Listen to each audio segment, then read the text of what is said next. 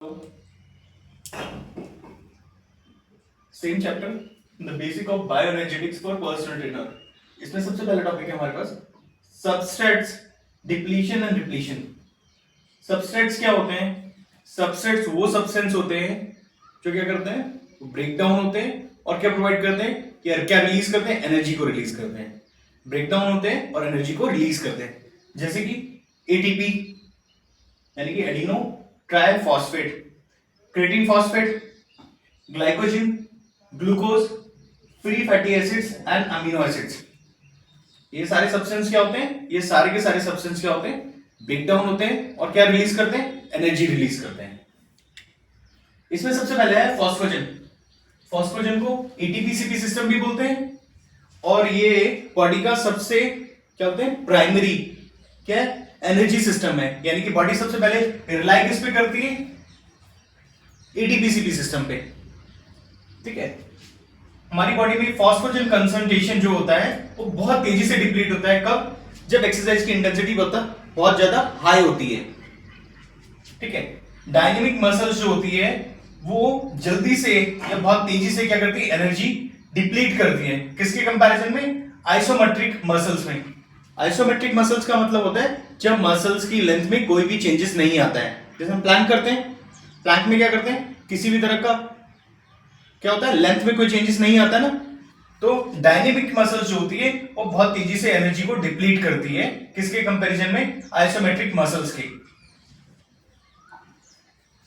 Depletion देख लेते हैं क्रेटिन फॉस्फेट का, यानी कितनी जल्दी कितनी तेजी से डिप्लीट होता है। लगभग शुरू के 5 से 30 सेकंड में बॉडी क्या करती है? क्रेटिन फॉस्फेट को डिप्लीट करती है। कितना?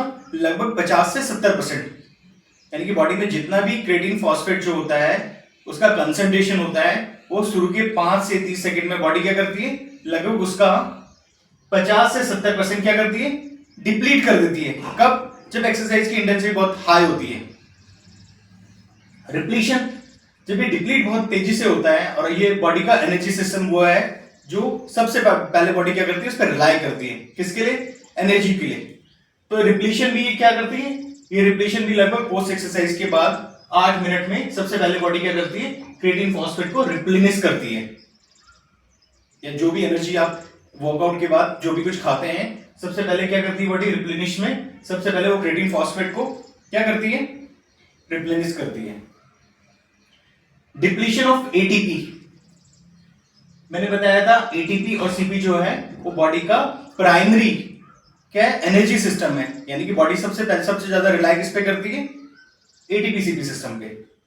तो मसल्स एटीपी कंसंट्रेशन जो होता है वो कभी भी, यानी कि मसल्स में जो भी एटीपी कंसंट्रेशन होता है वो कभी भी 60% से ज्यादा खर्च नहीं करती है बॉडी।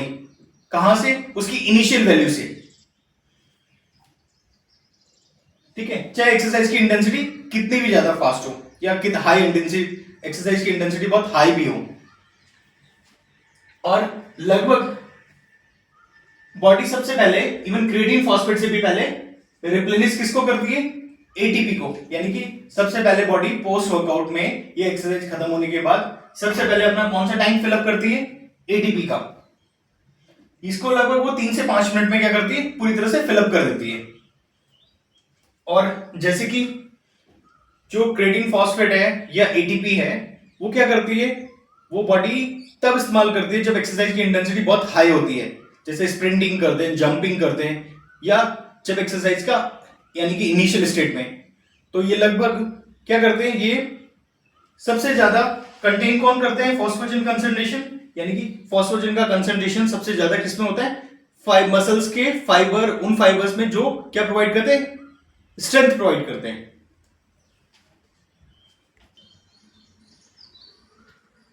सबस्ट्रेट, डिप्लीशन और रिप्लीशन में क्या कर लिया था हमने? एटीपी और सीपी। अब है ग्लाइकोजन। ग्लाइकोजन डिप्लीशन जो है उसका रेट्स जो है वो काफी हद तक रिलेट करता है एक्सरसाइज इंटेंसिटी में। यानी कि हमारी बॉडी में ग्लाइकोजन स्टोरेज होता है आपकी मसल सेल्स में, लिवर सेल्स में, और कुछ हद तक कहां रहता है? आपके ब्लड में, जैसे ब्लड ग्लूकोज भी बोलते हैं कि ब्लड शुगर बोलते हैं।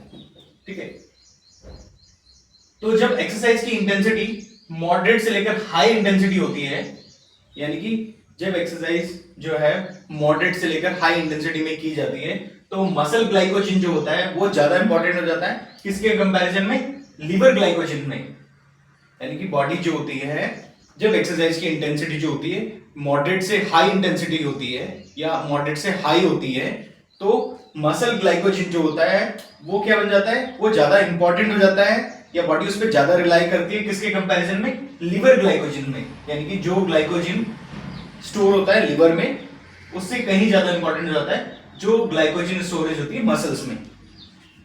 ठीक है, और ये जब एक्सरसाइज करते हैं तो लगभग ये पूरी तरह से डिप्लीट हो जाता है।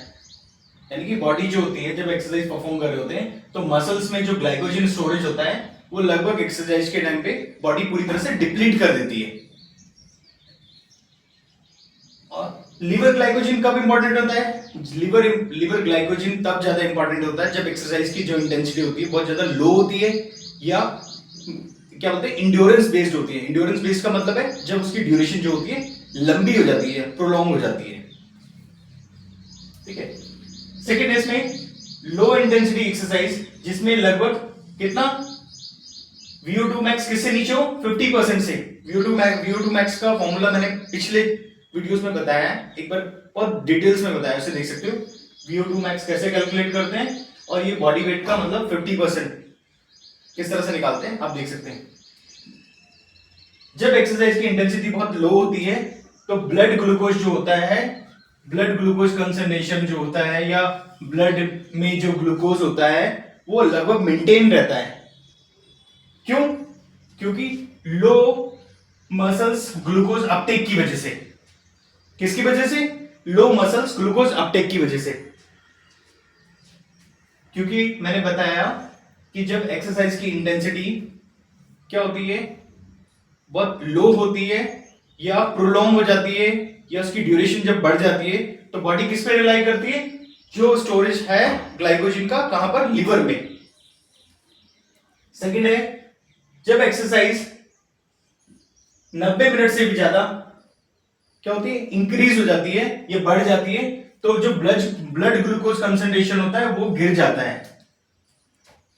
कैसे? क्योंकि इनिशियल स्टेट में सबसे पहले क्या करती है बॉडी, एक्सरसाइज की इंटेंसिटी के हिसाब से सबसे पहले वो मसल्स ग्लाइकोजन को इस्तेमाल करती है। फिर जब इंटेंसिटी लो होती है तो किस पे स्विच करती है बॉडी, जब इसको कंप्लीट कर लेती है या उसको खत्म कर लेती है मसल ग्लाइकोजन को, तो फिर बॉडी किस पे स्विच करती है, जो ग्लाइकोजन कहां पर स्टोरेज है, लीवर में।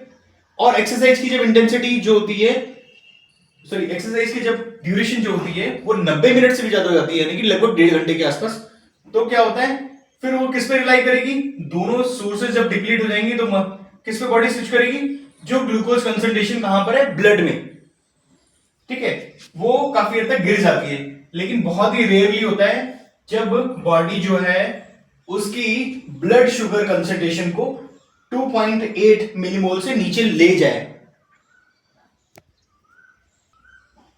हम करते हैं ग्लाइकोजन डिप्लीशन और रिप्लेशन। इसमें है रेजिस्टेंस ट्रेनिंग जो होती है वो substantial depletion of muscles glycogen decrease कर देती है लगभग 20 से 60%। कितनी देर में? जब हम किसी भी तरह का स्ट्रेंथ वर्कआउट करते हैं या स्ट्रेंथ ट्रेनिंग करते हैं, वो कुछ सेट्स में ही यानी कि इनिशियल स्टेट में ही मसल ग्लाइकोजन को पूरी तरह से डिप्लीट कर देती है। कितना? लगभग 20 से 60%। ठीक है, यानी कि इवन लो वर्क लोड में, यानी कि जब हम वर्कआउट करते हैं तो हमारा मसल ग्लाइकोजन जो होता है वो प्राइमरी सोर्स बन जाता है। कब? जब हम रेजिस्टेंस ट्रेनिंग करते हैं, और वो पहले कुछ सेट्स में ही क्या होता है, लगभग बॉडी जो होती है उसको 20 से 60% डिप्लीट कर जाती है। ठीक है, हमारी बॉडी जो होती है मसल ग्लाइकोजन जो है वो 80% स्टोर करती है। ठीक है, और 20% स्टोर कहां करती है, आपके लिवर सेल्स में। 80% कहां स्टोर होता है, मसल्स में, और 20% कहां स्टोर होता है, आपके लिवर सेल्स में। आगे है मसल ग्लाइकोजन में become the limiting factor for resistance training with a large work volume because selective muscles fiber glycogen depletion। देखो जब हम स्ट्रेंथ ट्रेनिंग करते हैं तो हम दो तरह के मसल्स फाइबर होते हैं, एक होता है टाइप 1 और एक होता है टाइप 2। ठीक है, टाइप 1 मसल्स फाइबर क्या होते हैं? ये फाइबर होते हैं या स्ट्रेंथ बेस्ड। ठीक है, और इन्हीं में ग्लाइकोजन जो होता है वो सबसे ज्यादा स्टोरेज होता है। तो जब रेजिस्टेंस ट्रेनिंग करते हैं तो सबसे पहले डिप्लीशन कहां से होता है? ग्लाइकोजन डिप्लीशन का, या ग्लाइकोजन कंसंट्रेशन का डिप्लीशन सबसे पहले कहां से होता है? उन मसल फाइबर से जो क्या प्रोवाइड करते हैं? स्ट्रेंथ। तो इसलिए वो क्या करते हैं, बॉडी जो होती है लगभग इनिशियल स्टेट में लगभग मसल्स ग्लाइकोजन को 20 से 60% क्या करती है? डिप्लीट कर देती है, और क्या करती है? जो परफॉर्मेंस को काफी हद तक लिमिट करती है। आगे रिप्लीशन। रिप्लीशन ये है जब हम एक्सरसाइज खत्म करते हैं और कार्ब्स लोड करते हैं या कार्ब्स को कंज्यूम करते हैं, तो लगभग 0.7 से लेकर 3 बॉडी वेट पर केजी के हिसाब से किसकी कंजप्शन होनी चाहिए? कार्ब्स की कंजप्शन। लगभग अगर आप मान लो 0.7 से 3, यानी कि लगभग अगर किसी का बॉडी वेट 100 किलो है तो कितना हो गया? 300 ग्राम के आसपास हो गया। किसका? कार्ब्स का कंजप्शन या कार्बोहाइड्रेट का कंजप्शन। वो क्या करेगा? वो रिप्लेनिश करेगा किसको? ग्लाइकोजन को। और जो मसल्स में जो ग्लाइकोजन होता है वो रिप्लेनिश होने में लगभग पूरा बॉडी 1 दिन लेती है, यानी कि 24 घंटे लेती है लगभग। आगे है परफॉर्मेंस लिमिटिंग फैक्टर, जैसे कि रेजिस्टेंस ट्रेनिंग हो गया, स्प्रिंटिंग हो गया, ये सारी कौन सी एक्टिविटी है? एनाएरोबिक एक्टिविटी है। ठीक है, ये काफी हद तक इफेक्ट होती है किसकी वजह से? लैक्टिक एसिड्स और हाइड्रोजन कंसंट्रेशन की वजह से। मैंने बताया था, जो प्रीवियस वीडियो में बताया हुआ है। क्या करते हैं हमारी बॉडी, जब एक ग्लाइकोजन या ग्लूकोज को इस्तेमाल करके या यूज करके एटीपी प्रोडक्शन करती है या एटीपी प्रोड्यूस करती है, कौन से प्रोसेस में? ग्लाइकोलाइसिस प्रोसेस से या ग्लाइकोलाइटिक प्रोसेस से। तो जब बॉडी ग्लाइकोलाइटिक प्रोसेस से एटीपी प्रोडक्शन के लिए ग्लाइकोजन और ग्लूकोज को इस्तेमाल करती है, तो इसका बाय प्रोडक्ट क्या होता है? वो होता है पायरुवेट। और जब हम एक्सरसाइज करते हैं जैसे कि रेजिस्टेंस ट्रेनिंग और स्प्रिंटिंग करते हैं तो क्या होता है? पायरुवेट जो होता है ये क्या करता है? इसकी जो ऑक्सीजन कंजप्शन होती है या इसको जो ऑक्सीजन जो मिलनी होती है, ये क्या करता है? ये लैक्टिक एसिड्स में कन्वर्ट हो जाता है। लैक्टिक एसिड्स में कन्वर्ट इसलिए होता है क्योंकि ये एनाएरोबिक एक्टिविटी है। एनाएरोबिक एक्टिविटी का मतलब है यहां पर ऑक्सीजन की जो प्रेजेंस होती है वो काफी कम हो जाती है, लगभग खत्म हो जाती है। तो पायरुवेट जो होता है क्या लैक्टिक एसिड्स में कन्वर्ट हो जाता है, और लैक्टिक एसिड जो होता है वो इसके सॉल्ट लैक्टेट में और हाइड्रोजन आयन में क्या होता है? कन्वर्ट होता है। और ये क्या करता है? जैसे हम वर्कआउट करते हैं ना, एक या स्प्रिंट करते हैं, रेजिस्टेंस ट्रेनिंग करते हैं, एक फटीग के बाद क्या होता है? हमें कॉन्ट्रैक्टाइल जो फोर्स होती है, यानी कि जैसे कॉन्ट्रैक्ट करते हैं या मसल्स को कॉन्ट्रैक्शन करते हैं, उसमें क्या करता है? वो काफी हद तक होल्ड हो जाता है, यानी कि नहीं कर पाते हैं। क्या करना पड़ता है? ब्रेक करना पड़ता है। वो किस वजह से? क्योंकि आपकी बॉडी में उस टाइम पे लैक्टेट और हाइड्रोजन आयंस की क्या होती है? एक्यूमुलेशन स्टार्ट हो जाती है। तो लैक्टेट, उसके बाद क्या होता है? जब ये लैक्टेट और हाइड्रोजन जो होता है, हाइड्रोजन आयंस क्या होते हैं? ब्लड स्ट्रीम में क्या करते हैं? ट्रैवल करते हैं और लिवर के पास पहुंचते हैं। वाया लिवर ये कहां पहुंचते हैं? सॉरी, वाया ब्लड ये कहां पहुंचते हैं? लिवर के पास में। लिवर क्या करता है? फिर दोबारा इनको लैक्टेट को और हाइड्रोजन आयंस को ग्लाइकोजन में कन्वर्ट करता है और कहां स्टोर कर देता है? लिवर सेल्स में। तो देखते हैं ना, जब वर्कआउट करते हैं, स्प्रिंट करते हैं, तो कुछ देर बाद हमें रुकना पड़ता है। रुकना क्यों पड़ता है? क्योंकि हमारी बॉडी उस टाइम पे लैक्टेट एक्यूमुलेट करना स्टार्ट कर लेती है, या हमारी बॉडी में लैक्टिक एसिड जो होता है वो बनना स्टार्ट हो जाता है। ठीक है, जो किसको इंपैक्ट करती है? किसको इंपैक्ट करती है? आपकी कॉन्ट्रैक्टाइल फोर्स को इंपैक्ट करती है। तो फिर क्या होता है? थोड़ी देर बाद देखोगे आप, फिर दोबारा से आप वर्कआउट कर सकते हो, स्प्रिंट कर सकते हो, और अगर आप रेजिस्टेंस ट्रेनिंग करना चाहते हो तो कर सकते हो। क्यों? क्योंकि इतनी देर में क्या होता है? हमारी बॉडी जो होती है लैक्टेट को क्या करती है? क्लियर कर लेती है। क्लियर कैसे करती है? वो वाया ब्लड कहां पहुंचेगा, लिवर के पास पहुंचेगा, और लिवर क्या करेगा, ग्लाइकोजन में कन्वर्ट करेगा, किसको, लैक्टेट और हाइड्रोजन आयंस को, और कहां स्टोर कर देगा, लिवर सेल्स में। अक्यूमुलेशन जो होता है या हाइड्रोजन आयंस अक्यूमुलेशन जो होता है वो काफी हद तक क्या करता है, परफॉर्मेंस को इंपैक्ट करता है।